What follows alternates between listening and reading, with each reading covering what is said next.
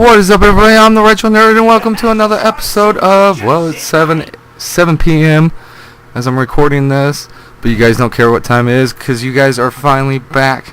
You guys are loving it, because this show is back, because it's Clobberin time! And that's right, it's another episode of It's Clobberin time. And this time around, we are playing Galactic Wrestling, featuring Ultimate Muscle, or in Japan, as it's called, Muscle Generations. Which is weird because when you start up the game and you get to the title screen, it doesn't go Galactic Wrestling featuring Ultimate Muscle. It literally says Ultimate Muscle Generations. So they kind of just left that in there because Galactic Wrestling featuring Ultimate Muscle just does not sound like a good name. It should have just been called Ultimate Muscle Generations. Just should have left the name alone, since this is around the time Ultimate Muscle was at somewhat of its peak popularity on the Fox box. It's the 4Kids. But yeah, this one's actually better than the last one I played, if you guys remember Ultimate Muscle, the Kinnikuman Legacy, for the GameCube. Or is that... No, that's Ultimate Muscle, what? New Generation versus Old Generation? Some shit like that. Anyways, it's the one for the GameCube. This one's actually the same engine as the GameCube version, just that it's only on PS2. But what's cool about this one is it actually adds more wrestlers from the manga and the anime as well. Well, I say the manga because in the Fox Box anime, their dubbed version of it, you never get to see Akuma Shogun or Shavano or anybody like that. You may got to see them in like flashbacks, especially during the whole Sunshine thing, but you didn't actually get to see them fight. But in the Ultimate Muscle manga, however you want to fucking say it, in the comic books essentially, in Ultimate Muscle, Kid Muscle actually fights reborn Shavano and briefly fights a headless General Terror until Shavano intervenes and helps him out there. But yeah, so let's get off the manga for a second. Sorry. I could talk about the manga for ever and ever, and I did a little bit in the last one, and also the one I also talked about the manga a lot too, also on the Game Boy Advance one as well, which isn't that great. Yeah, I've already done two Ultimate Muscles or Kinnikuman games. So, but anyway, so let's get to the game. So it's the same game engine as the GameCube one. The characters are a little bit more polished, which is good. You got an extensive roster of I want to say at least 30 characters compared to like the 12 that you can play on the fucking GameCube version. Now some characters may have two different versions of themselves. It's just essentially a costume change. Nothing's really different about them, except for I think Sunshine is the only one that's different.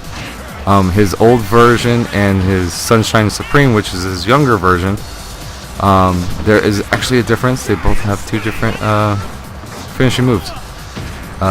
Sunshine Supreme has the roller one where he actually sucks you into someone throws him, he sucks you into his chest, and he's got like a steam roller built into his chest. Essentially, he's supposed to flatten you.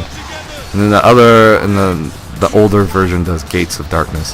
But other than that, all the other versions of another character pretty much have the same moves as their other version, along with specials and all that stuff. So Sunshine's the only one that gets the better treatment. Let's see, you got the same modes versus 4-way Battle Royal tag team match.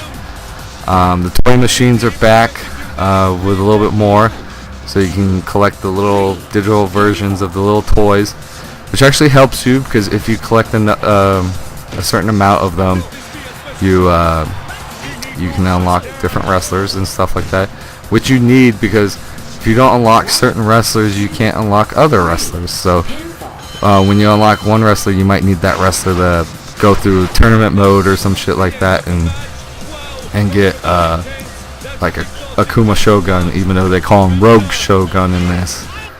Akuma usually meaning demon, so they call them rogue. So yeah, so they did that differently. They do have one cool thing. It's under survival mode. It's called Mask Hunt, where you play as either Neptune Man or Big Buddha, whichever one. But whichever one you choose, the computer will play as your partner. And pretty much what you have to do is use Mask the End, which is a tag team move, and steal people's masks. Pretty much all the wrestlers that wear masks, like Kid Muscle, Kevin Mask, yada yada yada. And you have to use the tag team move Mask the End, which actually replaces your normal tag team move, as long as you're doing it to a masked character, and steal their mask. And pretty much what you have to do is go through the list of all the wrestlers. You don't have to do this in one go. No. You can actually get like a couple masks, and if you lose, because it's survival, so you continue on with whatever health you had from the last match. So if you have a little bit, you're fucked. But if you can collect a couple masks, hey, that's whatever. Because you actually get to keep those masks that you collect until you collect all of them. And then pretty much that helps you get a gold Shogun, which is Akuma Shogun wearing the gold mask of power from the Kinnikuman storyline. Another cool thing that is about this is they have dynamic intros, I guess, for certain characters. So if you pit like rivals against each other, they'll actually interact with each other right after they're introduced in the match, which is cool. You actually get to see with the two matches I did, which are actually pretty popular and famous matches from the manga. The first one is, of course,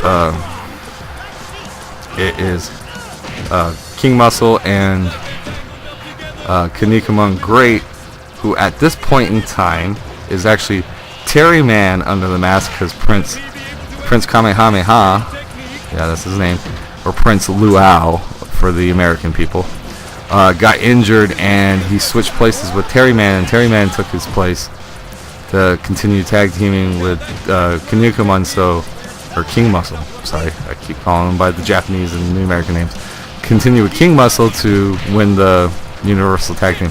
But their opponents that they take on is Shavano, or Ashura Man, Japanese version, and Sunshine Supreme. So that was a famous, that was actually, I believe, the last match in the whole thing. Not unless they might have fought Hell's Missionaries, which is Big Buddha and Neptune Man at the end. I don't know, I've never read the original series because it was never translated in English, so. And then finally, I have, for the last match, it is Kevin Mask versus Kid Muscle. The famous match from, what was it? It was the 22nd Superhuman Olympics. Because the 20th and the 21st was won by King Muscle, so this would be the 22nd one. But it's where they fought over for the championship. For the first time, the Superhuman Olympics came back after like 30 some odd years of being absent. So now here's a cool thing. In the anime from Foxbox, they let Kid Muscle win. In the manga, Kevin Mask actually wins because he's the more popular character in the series, more so than Kid Muscle. So that's the funny thing about it. But this is a great game. I highly recommend playing it, especially over the GameCube version, as long as you have a PS2, because there's a lot more characters to choose from and stuff like that. So, but anyways, guys, I've been the Retro Nerd. This has been an episode of It's Clobberin Time, and we were playing Galactic Wrestling featuring Ultimate Muscle, aka Ultimate Muscle Generations. Well, anyways, guys, Retro Nerd out.